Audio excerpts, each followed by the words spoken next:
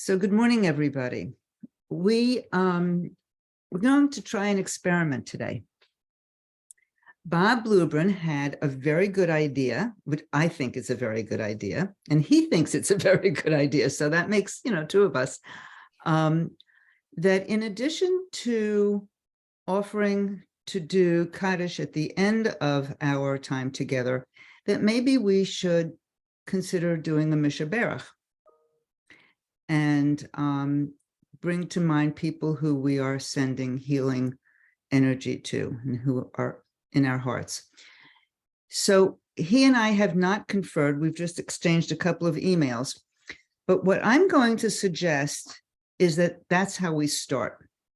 So I am suggesting that people put in the chat any names of people whom you would say Mishaberach for if you were saying a Mishaberach. And then, Bob, are you going to lead us in a prayer or in the Mishaberach, or should we just be in the chat? Well, I'm willing to lead if everybody joins in. Well, on Zoom, that's very hard. I know. But we can try it. Okay. This is an experiment.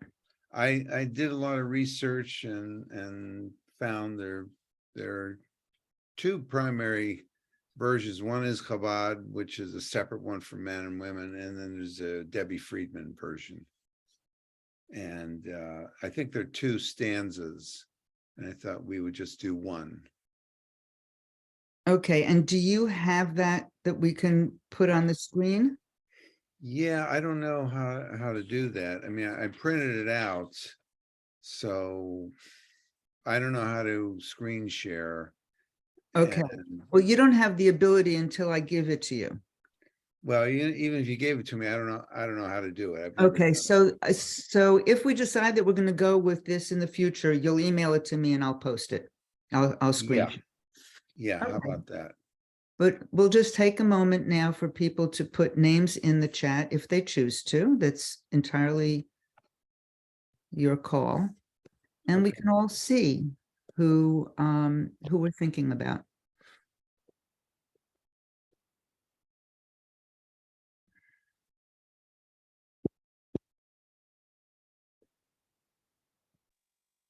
Fran, if you wanted, I just found a text, sorry, a text on My Jewish Learning. I just emailed it to you. I didn't know if you wanted to say it in English or in Hebrew, but they have both there, transliterated.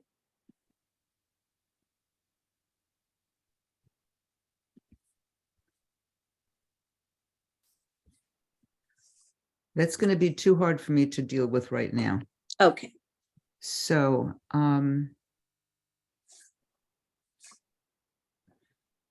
so thank you for sharing these names. We lift them up. Take it away, Bob. Okay. I may not sing it because I'm not a singer, but here we go. Mishaberach Avotenu, Mikol Habracha Laimotenu. May the source of strength who bless the ones before us help us find the courage to make our lives a blessing, and let us say, Amen. Amen.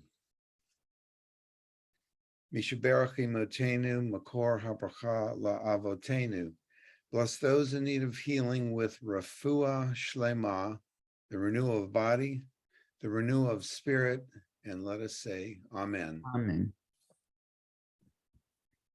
And we wish all of these people and the ones that we haven't named that we're also thinking about, Refuah Shlema. Thank you, Bob. Thank you.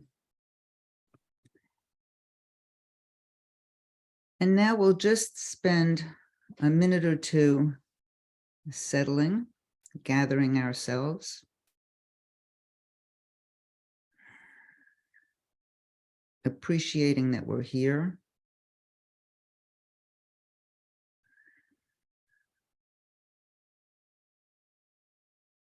that we're able to carve out this time for ourselves.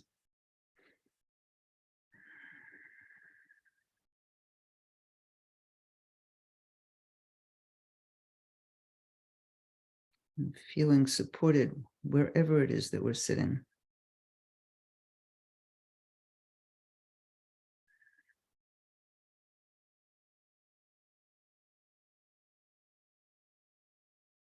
Breathing in, I calm my body. Breathing out, I smile. Dwelling in the present moment, I know this is a wonderful moment.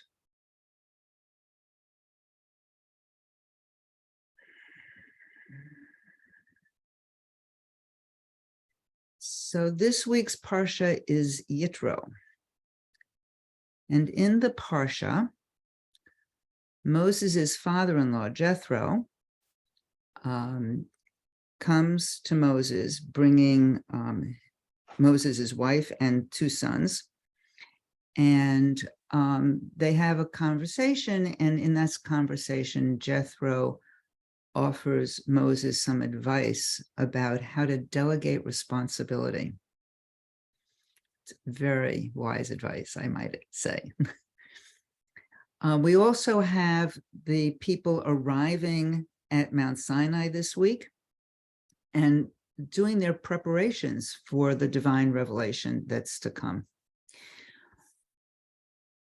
We learn the 10 Commandments and the people's reaction to this encounter with Yud-Heh Vav-Heh. So there's a lot of action in this Parsha. And to my surprise, when I read the Musar Torah commentary for this week, the midah that's lifted up is emet, truth. It was not what I was expecting at all. So this week's commentary was written by Rabbi Carol Glass, and I found it really interesting. So, so I'm going to share her thinking with an overlay of my thinking with you. She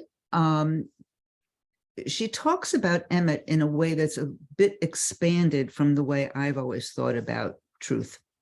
So I've always thought about truth as kind of the opposite of a falsehood or of lying. Truth as a measure of honesty and therefore of reliability. She has a somewhat different take. It's expanded. It doesn't eliminate what I just said, but she uses this notion of, and I put this in quotes, truth perception. And it's a term that she attributes to Batya Galant. So I want to give attribution where it's deserved. And this is, truth perception is described as the ability and the effort to perceive reality as it really is, as opposed to what we normally do, which is perceive reality through our perceptions, our illusions, our delusions, our sugarcoating, our catastrophizing. We rarely really see things as they are. So we, look at what does it take to do this? And she says that we need to pay attention to all potential and possible input. So not just our 5 senses, but also what we take in on a more subtle level through our heart, through our intuition. So Rabbi Glass points out 3 places in the Parsha that illustrate this. The beginning of the Parsha, when Jethro first comes, we learn the meaning behind the names that Moses gave his 2 sons, Gershom and Eliezer. Gershom means, I have been a stranger in a foreign land. And Eliezer means, my ancestors' God was my help, delivering me from the sword of Pharaoh. So Rabbi Glass suggests that these names illustrate Moses's ability to accept and even embrace his life in its entirety, which was filled with a lot of trials and tribulations. That the names reflect Moses's honest appraisal of his life, which included separation, alienation, danger, spiritual intimacy with God, a connection to family, and a lot of gratitude. Moses had a complex life. We all do, not comparing us to Moses, but we all have complex lives, filled with ups and downs and highs and lows. And I link this to our discussion from last week about, having the courage, if you will, to trust the path that we're on. And how important having perspective and that long view might be in really observing what our life is fully. So later, while Jethro and Moses are talking, Jethro asks Moses to fill him in on all that has transpired. And before Moses talks about the wonders that God performed in getting out of Egypt, in crossing the Red Sea, in the wanderings thus far in the wilderness, he first talks about the hardships that they have endured. So he's telling the whole story. He's not sugarcoating it by leaving out the hardships. And that's another lesson for us, because oftentimes we do sugarcoat an experience as we're living through it when it's difficult, or as we're retelling it.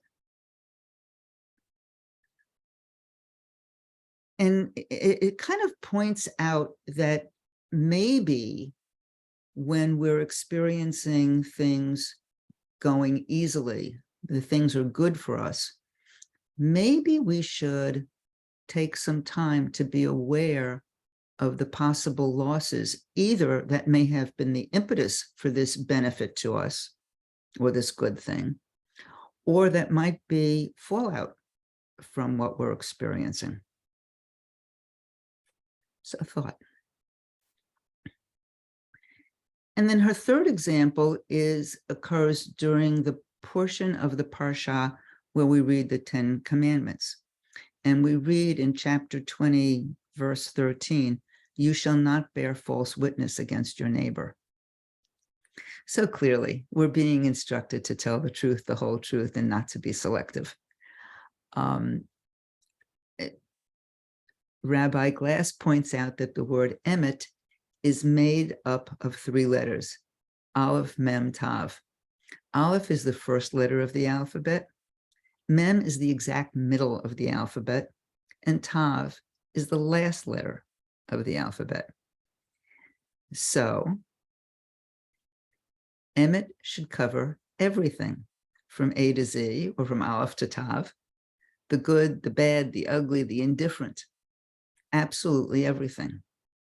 And Alan Moranis in Everyday Holiness also talks about this by stating that we should not manipulate the truth.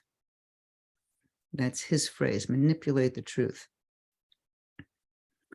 Moranis also points out that truth involves speaking accurately and seeing accurately. And he emphasizes that truth is related to one's perspective. So this is related clearly to what we've been saying. And, this notion of my truth is related to my perspective and your truth is related to your perspective has really been driven home for me. I'm going to share a very brief personal story. Many, many, many years ago, one of my children and I had an encounter that was painful for both of us and differently painful. She felt I did something that was very hurtful to her. I felt that she did something that was very hurtful to me. And we could not bridge that. You know, I had my truth, she had her truth. About 5 years after this incident occurred, we had the opportunity and the wherewithal to talk about it. And I shared my truth, and she listened. She shared her truth, and I was able to listen. And we were able to acknowledge to each other that we each had our own truth and that we had to accept that. And we were able to then bridge the divide because we were able to be respectful. You know, this drives home for me how important it is not to operate on our assumptions, but to check them out. Because we often make assumptions, and that can be a rupture to a relationship. And if we check them out, maybe that rupture won't happen.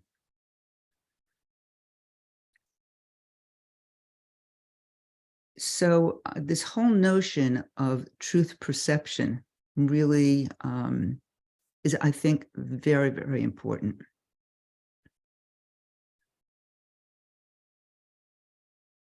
But before I close today, I need to mention one other midah, because this is what came up for me. At the end of the Parsha, chapter 20, verses 15 to 18, we have, the people are awestruck.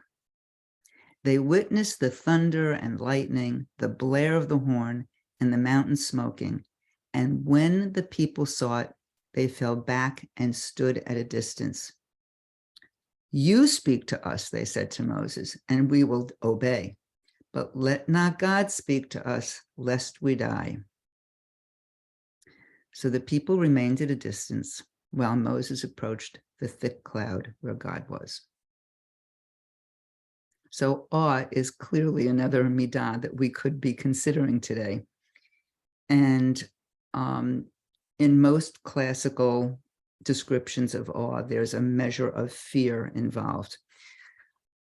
For me, awe is best described as those moments that take your breath away. I don't think fear needs to be a part of it, but that's just me. So with that, I invite you to adjust your seat, check your posture,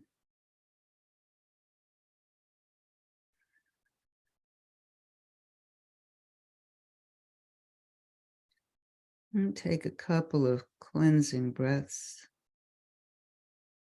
breathing in fully, exhaling completely and slowly.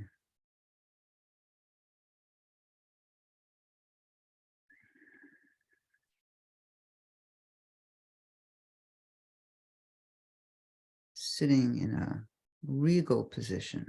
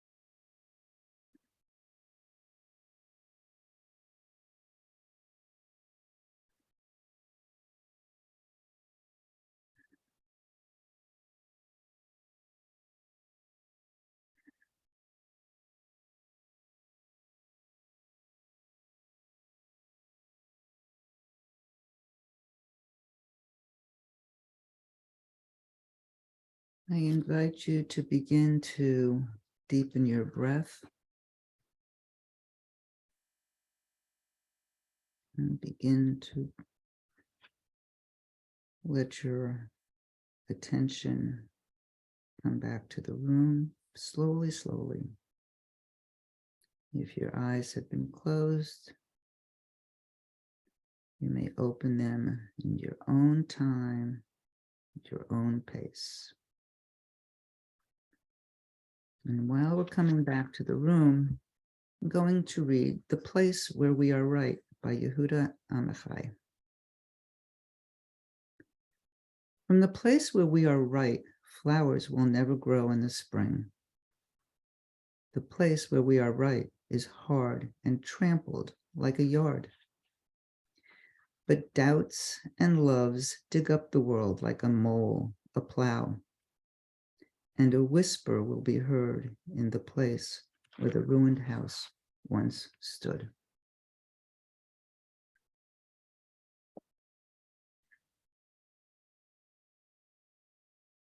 So thank you all. I am turning off